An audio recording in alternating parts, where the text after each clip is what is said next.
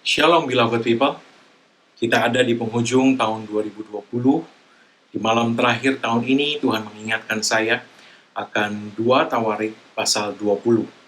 Mari kita buka Alkitab kita melihat apa yang Tuhan mau sampaikan kepada kita lewat firman-Nya di malam terakhir tahun ini. Dikatakan demikian, setelah itu Bani Moab dan Bani Amon datang berperang melawan Yosafat bersama-sama sepasukan orang Meuni. Datanglah orang memberitahukan Yosafat, suatu laskar yang besar datang dari seberang Laut Asin, dari Edom, menyerang tuanku. Sekarang mereka di Hazezon Tamar, yakni En-Gedi. Yosafat menjadi takut, lalu mengambil keputusan untuk mencari Tuhan. Firman Tuhan berkata bahwa Yosafat berdoa kepada Tuhan, dan salah satu hal yang dikatakan Yosafat di dalam doanya ada di ayat 12. Dikatakan, kami tidak mempunyai kekuatan untuk menghadapi laskar yang besar ini, yang datang menyerang kami. Kami tidak tahu apa yang harus kami lakukan, tetapi mata kami tertuju kepadamu. Bapak Ibu Saudara yang kasih Tuhan, mungkin kita menatap tahun 2021 sebagai tahun yang masih tidak menentu. Entah apa yang mungkin terjadi, entah bagaimana berkembangnya 2021 nanti dan sebagainya. Tapi apapun juga itu, sekalipun seperti firman Tuhan ini katakan, kami tidak mempunyai kekuatan untuk menghadapi laskar yang besar ini. Kita tidak mempunyai kekuatan untuk menghadapi entah apa yang mungkin ada di tahun 2021. Tetapi ini yang penting, mata kami tertuju kepada Tuhan. Perhatikan bahwa mata kita selalu tertuju kepada Tuhan, kepada apa yang Tuhan katakan, kepada janji-janjinya, kepada kasih setianya, kepada kemurahannya, kepada kebaikannya. Haleluya.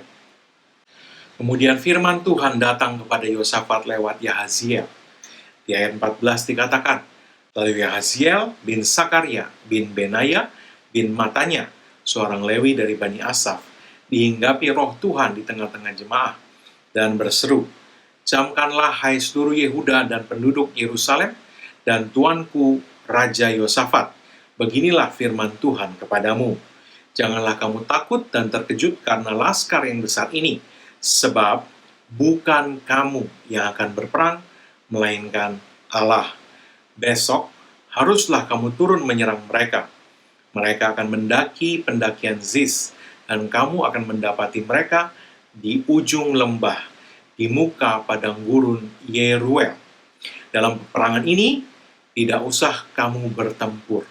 Hai Yehuda dan Yerusalem, tinggallah berdiri di tempatmu, dan lihatlah bagaimana Tuhan memberikan kemenangan kepadamu. Janganlah kamu takut dan terkejut.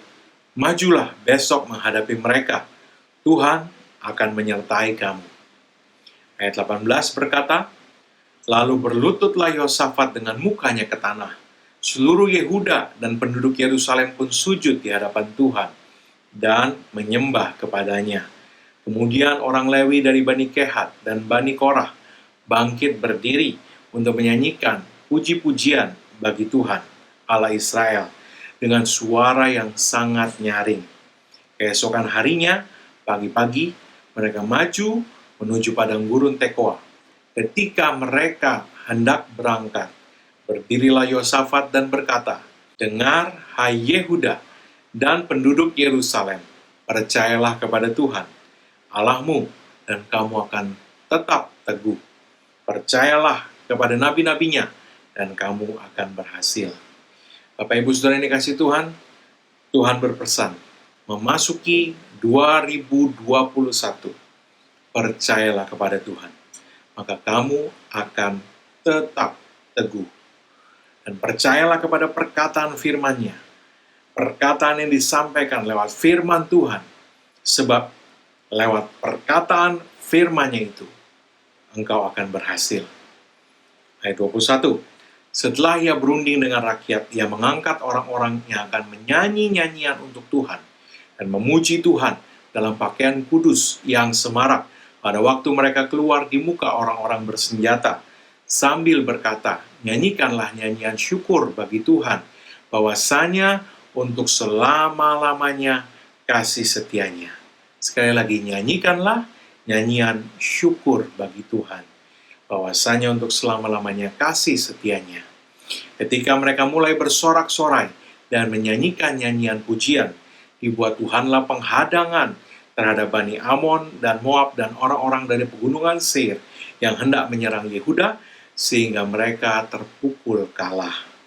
Lalu Bani Amon dan Moab berdiri menentang penduduk pegunungan Seir, hendak menumpas dan memunahkan mereka.